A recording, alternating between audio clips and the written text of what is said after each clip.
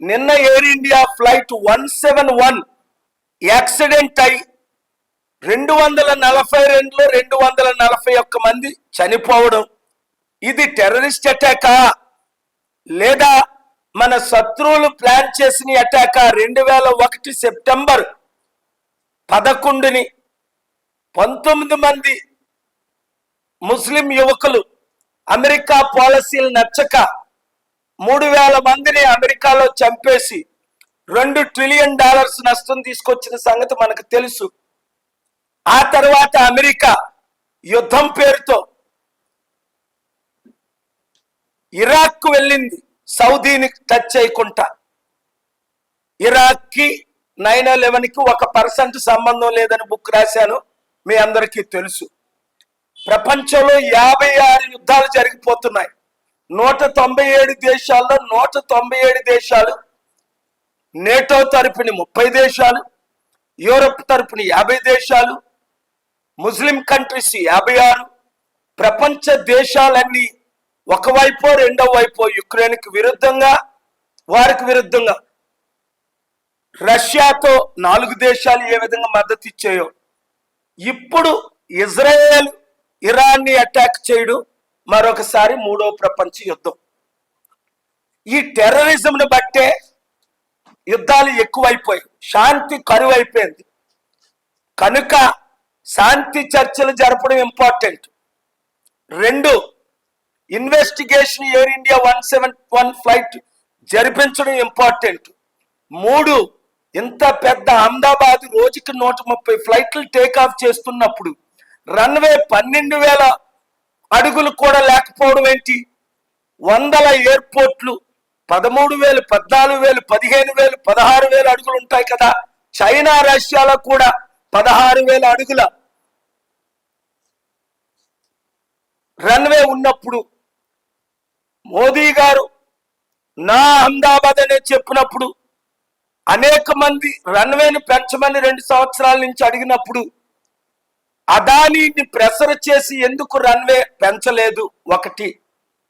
2, అక్కడ స్టాఫ్ ఏం జరిగింది ఎందుకు తెలుసుకోలేదు? మీడే అని కాల్, డేంజర్ లో ఉన్నామని కాల్ చేసినప్పుడు రెస్పాన్స్ ఎందుకు చేయలేదు? 4, ఒక ప్రైవేటు బిలియనీర్ అదానీకి 7 ఎయిర్పోర్ట్లు అంటగట్టడం ఏంటి? 5, ఆ ఎయిర్పోర్ట్ ప్రక్కనే ఇన్ని బిల్డింగ్లు ఎవరైనా ఉంటాయా? ఆ బిల్డింగ్ల మీద ఏరోప్లేన్ వెంటనే పక్కన ఉండబట్టే కదా 20 మందో తెలియదు, 200 మందో తెలియదు డాక్టర్లు చనిపోయారు. న్యూస్లు రకరకాలుగా వస్తున్నాయి. ఈ రోజు నేను అహ్మదాబాద్ వెళ్ళాలి, లాస్ట్ మినిట్ క్యాన్సిల్ చేసుకున్నాను. ఇవన్నీ ఇన్వెస్టిగేషన్ చేయాలి. తక్షణమే ఏవియేషన్ మినిస్టర్ రామ్మోహన్ నాయుడు రాజీనామా చెయ్యాలి. లాల్ బహదూర్ శాస్త్రి ప్రధానమంత్రిగా ఉన్నప్పుడు 1950లో ఒక రైలు మిస్యాప్ గురించి వెంటనే ఆయన రాజీనామా చేశారు. కొన్ని 100 మంది మంత్రులు మాదే రెస్పాన్సిబుల్ అని రాజీనామా చేయడం 78 సంవత్సరాలుగా మనం చూస్తున్నాం. మరి అనుభవం లేని రామ్మోహన్ నాయుడు, నా కూతురి కంటే చిన్న వయసున్న రామ్మోహన్ నాయుడు, ఏవియేషన్ గురించి ABCDలు తెలియని రామ్మోహన్ నాయుడు, MBA చేసిన రామ్మోహన్ నాయుడు, సివిల్ ఇంజనీర్ చేసిన రామ్మోహన్ నాయుడు, ఇంత పెద్ద దేశం ఉన్న అనుభవం లేని వాడు, ఒక ఫ్లైట్ నడపలేనోడు సడన్ గా ఫ్లైట్ నడపగలరా? అనుభవం లేని రామ్మోహన్ నాయుడు తక్షణమే రాజీనామా చేస్తే ప్రజలు ఆయన్ని అప్రిషియేట్ చేస్తారు. అలాగే ప్రధానమంత్రి గారు కూడా ఎలాగా బీజేపీ RSS రూల్స్ ప్రకారం 75 సంవత్సరాల తర్వాత ప్రధానమంత్రిగా ఉండకూడదు కనుక సెప్టెంబర్ 17లోనే ఆయన 75 సంవత్సరాలు నిండుతాయి గనక ఇప్పుడే అనౌన్స్ చేసి యంగ్ అమిత్ షాకో ఆయనకు నచ్చిన వారికో ప్రధానమంత్రి పదవిని అప్పగించడం చాలా మంచిది.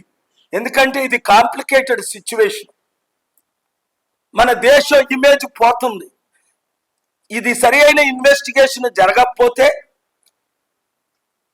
53 British citizens, 7 Portuguese citizens, 1 Canadian citizen, 169 Indian citizens, international people ఉన్నారు. ఎంత చెడ్డ పేరు వస్తుంది మన ఏవియేషన్కి, మన దేశానికి. కనుక తక్షణమే ప్రాపర్ ఇన్వెస్టిగేషన్ చేయించి తక్షణమే వీరిద్దరూ రాజీనామా చేస్తే మన దేశ ఇమేజ్ కనీసం కొంత కాపాడడం జరుగుతుంది. వాళ్ళ కూటమి ప్రభుత్వం, మోదీ గవర్నమెంట్ చేస్తున్న అన్ని తీవ్రంగా నేను ఖండిస్తూనే వస్తున్నా. కానీ రామ్మోహన్ నాయుడికి ఏవియేషన్లో జీరో అనుభవం. ఆయన చదవలేదు ఏవియేషన్ గురించి. ఆయన చదువు ఢిల్లీలో చూడండి, అమెరికాలో చూడండి. సివిల్ ఇంజనీర్ చేశాడు, MBA అంటే మాస్టర్ ఆఫ్ బిజినెస్ అడ్మినిస్ట్రేషన్ చేశాడు. ఆయన ఇంత పెద్ద దేశానికి ఒక రోజు అనుభవం లేని ఆయన నెత్తి మీద ఇంత భారం పెట్టడం ఏంటి? ఆయన ఆ భారాన్ని తీసుకోవడం ఏంటి? ఆ పనికిమాలిన పోస్టు, రెస్పాన్సిబుల్ పోస్టు మన తెలుగు వాళ్ళకి ఇచ్చి ఇన్సల్ట్ చేయడం ఏంటి? ఎన్నో పోస్టులు ఉన్నాయి కదా ఇవ్వడానికి. ఇచ్చిన వాళ్ళకి బుద్ధి ఉందా? తీసుకున్న వాళ్ళకి బుద్ధి ఉందా? ఇది క్లియర్ ఫెయిల్యూరా కాదా? జీరో ఎక్స్పీరియన్స్ ఉన్నారు రామ్మోహన్ నాయుడికి. ఒక ప్రపంచంలో పెద్ద దేశమైన ఇండియా ఏవియేషన్, అందులో ప్రైవేట్ వాళ్ళకి అదానీ లాంటి వాళ్ళు 7 ఎయిర్పోర్ట్లు నడుపుతున్నారు. ఇన్ని ఎయిర్లైన్స్, జెట్ ఎయిర్వేస్ క్లోజ్ అయిపోయింది, సహారా క్లోజ్ అయిపోయింది, కింగ్ ఫిషర్ క్లోజ్ అయిపోయింది. ఇన్ని కాంప్లికేషన్స్ ఏవియేషన్ అంటే రన్వేలు పెద్దవి లేవు. ఇప్పుడు నా 747 ఉంది, ప్రపంచంలో నెంబర్ 1. అమెరికన్ ప్రెసిడెంట్కి మాకు ఉన్నది. మేము అడవిలో చేరిపోతాం SP. ఎందుకంటే అలాంటి ఏరోప్లేన్లు బోయింగ్ 25 చేసింది చరిత్రలో. ఆపరేషన్లో ఉన్నాయి. అప్పుడు వరకు నేను నడుపుతుంది 2 మాత్రమే. మేము రన్వే లేకుండా దిగిపోతాం చారిటీ సిటీలో, హ్యూమానిటేరియన్ ఎయిడ్ తీసుకొని. ఇది అలా కాదు కదా. ఏలైనర్ 787 అంటే దానికి పెద్ద రన్వే ఉండాలి, ప్రాపర్ కోఆర్డినేషన్ ఉండాలి, ప్రాపర్ అడ్మినిస్ట్రేషన్ ఉండాలి, ఎక్స్పీరియన్స్డ్ లీడర్స్ ఉండాలి. ఏది ఒకటి మిస్ అయినా, ఇప్పుడు అహ్మదాబాద్లో మిస్ అయినట్టు చెడ్డ పేరు ఎవరికి? మోదీ గారికి, నాకు కాదు కదా, ప్రైమ్ మినిస్టర్ ఆయనకే. సో రామ్మోహన్ నాయుడు లాంటి యంగ్ ఇమెచ్యూర్డ్ కి ఇంత పెద్ద పదవి కాంప్లికేటెడ్ ఇవ్వచ్చా? అలా కాదు. చంద్రబాబు నాయుడు గురించి మాట్లాడడానికి ఇది సమయం కాదు. ఇది ప్రైమ్ మినిస్టర్ రెస్పాన్సిబుల్, అలాగే aviation minister responsible. Chandrababu Naidu prime minister ఏం మాట్లాడుకుంటారో అది వాళ్ళ ఇష్టం. రామ్మోహన్ నాయుడు మాత్రం తక్షణమే రాజీనామా చేయాలి. 75 సంవత్సరాలు వయసు వచ్చిన చంద్రబాబు నాయుడు రాష్ట్రాన్ని నడపగలుగుతున్నాడా? లేదు. 75 సంవత్సరాలు వయసున్న మోదీ గారు దేశాన్ని నడపగలరా? లేదు. అలాగని ఇన్ఎక్స్పీరియన్స్ లేని, కనీస అనుభవం లేని, కనీసం చదువు లేని, ఏవియేషన్ ఫీల్డ్లో ABCDలు రాని రామ్మోహన్ నాయుడికి ఇంత కాంప్లికేటెడ్ పదవి ఇవ్వకూడదు. ఇస్తే ఆయన తీసుకోకూడదు. ఇది మంచి అవకాశం గనక అనేకులు రాజీనామా చేసినట్టే తక్షణమే ఆయన రాజీనామా చేయాలి. లేదు అంటే ఇంటర్నేషనల్ కమ్యూనిటీ నుంచి ప్రెషర్ వస్తుంది. ఏవియేషన్ మినిస్టర్ ఎవరు? ఆయనే కదా రెస్పాన్సిబుల్ దీనికి. అరే 37 సంవత్సరాల వయసు ఉన్న కుర్రాడికి ఏవియేషన్ మినిస్టర్, ఆయనకు అనుభవం ఉందా? లేదు. ఏవియేషన్ ఎడ్యుకేషన్ ఉందా? లేదు. ఏవియేషన్ ట్రైనింగ్ ఉందా? లేదు. ఆయన ఇంజనీర్ చేసినోడికి వెళ్ళి కారు డ్రైవర్ని తీసుకెళ్లి ఏరోప్లేన్ నడపమంటే నడుపుతాడే? ఎంత మంచి డ్రైవర్ నా డ్రైవర్ శ్రీను. కానీ నువ్వు ఏరోప్లేన్ నడపరా అంటే నడుపుతాడా? ఆయన MBA కనుక అడ్మినిస్ట్రేషన్ మినిస్టర్ పదవి ఏదైనా ఇవ్వండి, చిన్నదో పెద్దదో. పెద్ద పదవులు ఏమో ఆంధ్రాకు మోదీ గారు ఎవరు, చంద్రబాబు, పవన్ కళ్యాణ్ అడగరు. ఇది పొలిటికల్ గా క్వశ్చన్స్ అడగకండి, నేను పాలిటిక్స్ జవాబు చెప్పను. మీరు అడిగారు కనుక నేను కౌంటర్ ఇస్తున్నాను. Rammohan Naidu is not fit for aviation minister. That I have proven because he has no aviation experience. నేనున్నానంటే 91 నుంచి నా సొంత ఫ్లైట్లు ఉన్నాయి. నాకు అనుభవం ఉంది, నాకు దీని గురించి మాట్లాడే అర్హత ఉంది. నాకు పెద్ద టీమ్స్ ఉన్నారు, పైలట్స్, ఇంజనీర్స్, ఏవియేషన్ అనుభవం. కానీ నేను నడపనే. నాకు చిన్న సెస్నా నుంచి, చెర్కీ నుంచి ప్రపంచంలో 5,000 కోట్లు 747 91 నుంచి ఇప్పుడు వరకు నేను ఎప్పుడు నాకు ఫన్ ఉంది, నేను లోపలికి వెళ్ళి నడపనే. మా పైలట్స్ అడుగుతారు వచ్చి కూర్చోమని, వాళ్ళు లోపలికి వెళ్తాను, వాళ్ళతో ఫోటో తీసుకుంటాను. కానీ నేను ఎప్పుడు పైలట్ సీట్లో కూర్చోను, ఎందుకంటే నాకు రాదు, రాని పని చేయకూడదు. 242 జీవితాలు నాశనం చేయకూడదు. కింద ఎంతమంది చనిపోయారో తెలియదు. సో కనుక నేను ఎప్పుడు మాట్లాడినా పార్లమెంటరీ లాంగ్వేజ్ వాడి ఫ్యాక్ట్స్తోనే మాట్లాడతాను. ఇన్వెస్టిగేషన్ చేయాలి, తక్షణమే వీళ్ళు రాజీనామా చేయాలని డిమాండ్ చేస్తారు. ఏవియేషన్ అన్నది ఇప్పుడు బ్యాంకింగ్ ఎక్స్పీరియన్స్ లేకుండా ఫైనాన్స్ మినిస్టర్ ఉండొచ్చా? పైలట్ ఎక్స్పీరియన్స్ లేకుంటే, ఏవియేషన్ ఎక్స్పీరియన్స్ లేకుంటే ఏవియేషన్ ఎవరు నడుపుతారు? 776 ఎంపీలు ఉన్నారు లోక్సభ, రాజ్యసభలో. ఎంతో మందికి ఎంతో అనుభవం ఉన్న వాళ్ళు ఉన్నారు. అనుభవం లేని కుర్రాన్ని తీసుకెళ్ళి నువ్వు దేశాన్ని, ఏవియేషన్ని నడిపడం తప్పు కదా? ఆయన తీసుకోవడం తప్పు కదా? చంద్రబాబు నాయుడు యాక్సెప్ట్ చేయడం తప్పు కదా? ఈ ప్రశ్నలు నేను అడుగుతుంది కరెక్టా కాదా? ఇప్పుడెందుకు అడుగుతున్నాను? ఇలాంటి యాక్సిడెంట్ ఇంకోటి జరగకూడదని. ఎందుకు ఇన్వెస్టిగేషన్ చేయమంటున్నాను? ఇలాగే ఇంకొకరి ప్రాణాలు పోకూడదని. ఇప్పుడే ఎందుకు అంటున్నాను? ఇప్పుడైతేనే మీడియా దీన్ని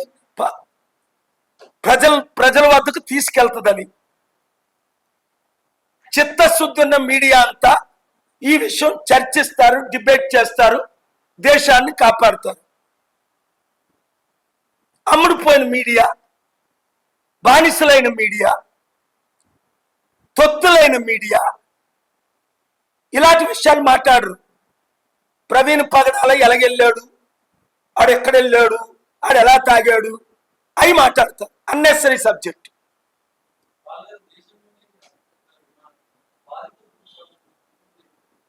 ఒకటి బాధితులు, మంచి ప్రశ్న అండి. బాధితులందరి గురించి ఫస్ట్ నేను నిన్న వీడియో చూశాను, ఫస్ట్ రిలీజ్ చేశాను. వారి ఆత్మకి శాంతి రావాలని ప్రార్థన చేయాలి. వారికి 1 కోటి రూపాయలు కాదు, 100 కోట్ల రూపాయలు కాదు, ఎంత ఇచ్చినా వాళ్ళ రుణం తీసుకోలేము. అది అదాని 15 లక్షల కోట్లు, 20 లక్షల కోట్ల ఆస్తిపరుడు. ఒక్కొక్క కుటుంబాన్ని 241 మందికి, కిందనున్న వాళ్ళకి ఒక్కొక్కరికి ఎంతమంది చనిపోయారో ఐడెంటిఫై చేసి కనీసం ఒక్కొక్కరికి అదాని ఒక 100 కోట్లు ఇస్తే బాగుంటుంది. అమెరికాలో అయితే ఇది $1 బిలియన్ ఇచ్చినా ఒప్పుకోరు. అదాని 100 కోట్లు ఒక్కొక్కరి కుటుంబానికి అనౌన్స్ చేయాలి ఆర్థికంగా. ఎయిర్పోర్ట్లన్నీ గవర్నమెంట్కి తిరిగి అప్పజెప్పియాలి. 2, ప్రైవేట్ వాళ్ళు గవర్నమెంట్ ఎయిర్పోర్ట్లని ప్రైవేట్ పేరుని ప్రైవేటైజేషన్ చేయకుండా ఆపేయాలి, చేసి తిరిగి తీసుకోవాలి. ఇవన్నీ తర్వాత నేను మాట్లాడతాను. మీరు నన్ను అనవసరంగా ప్రశ్నలు అడిగి నాకు వాళ్ళతో గొడవలు పెట్టకండి.